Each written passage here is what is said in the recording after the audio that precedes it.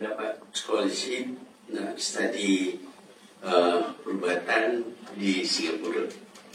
Bila saya sampai di sana, saya dapati walaupun di sekolah saya dapat nombor 1, tetapi orang yang sama dengan kelas itu jauh lebih baik daripada saya. Saya dapat 3 distinction. Dia orang tak kurang daripada 6, 7, 8 distinction. Jumlah budak-budak Melayu cuma 7 orang daripada 70 orang. Yang lain semua Cina, Indian yang lain. Dan mereka memang pandai-pandai. Jadi saya berasa takut.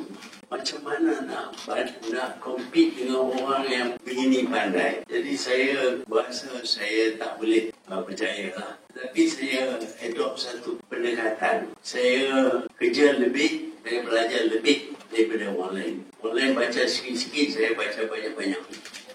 Sampai tahap yang mana saya baca buku sampai kadang-kadang sampai 10 kali. Bila masuk periksa, bila dapat soalan, saya boleh nampak muka surat yang berkenaan dengan gambarnya. This is a natural gift. Kita semua macam itu. Kita tak sedar bahawa otak kita ini duk register macam-macam. Umpamanya kalau kita kawan dengan satu orang, kita jumpa dia selalu, kita tak memorize muka dia macam mana, hidung dia macam mana, telinga dia macam mana, tapi kita tahu. Kita kenal dia. Pasal kita tengok kerap. Kalau kita tengok sekali sekala, tak ingatlah. Jadi, the brain bukan kita memorize. The brain records what it sees. Jadi bila saya dapati saya di antara penuntut yang kurang baik di universiti, saya baca buku banyak kali. Bila baca buku banyak kali, rupanya dia terkat. Bila masuk periksa, boleh lulus.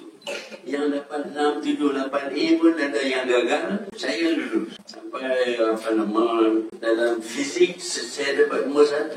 Orang yang dapat kelulusan Cambridge ni rendah dapat nombor 1. Saya bertuju.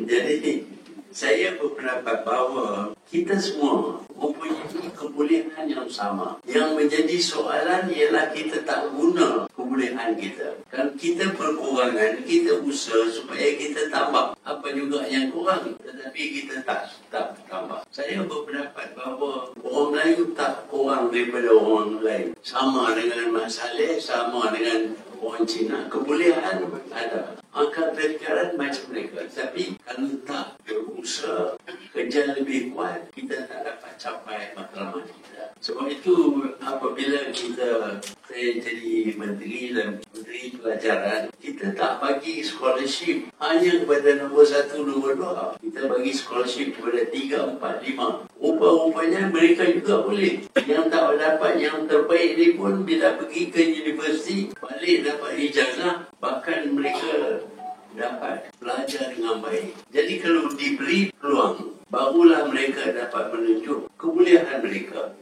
Kalau tak diberi peluang, mana boleh mereka nak tunjuk kebolehan mereka? Di zaman British dulu, saya di antara 7 orang budak Melayu di seluruh Malaysia, 7 orang budak Melayu yang boleh masuk King Edward VII College nak belajar perubatan. Yang lain semua Cina dengan India. Seolah-olah tak ada budak-budak Melayu yang cukup layak untuk pergi ke universiti. Sebenarnya mereka layak, walaupun mereka kelulusan mereka di peringkat guru senior Cambridge, standard 9, kelulusan mereka kurang baik.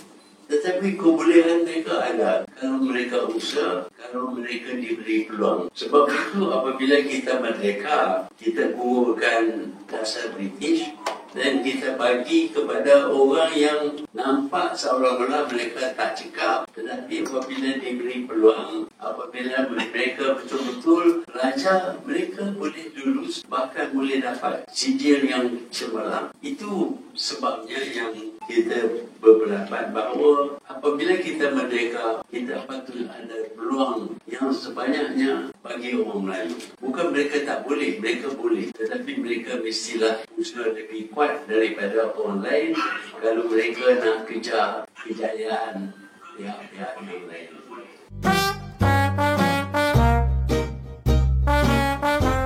Cakap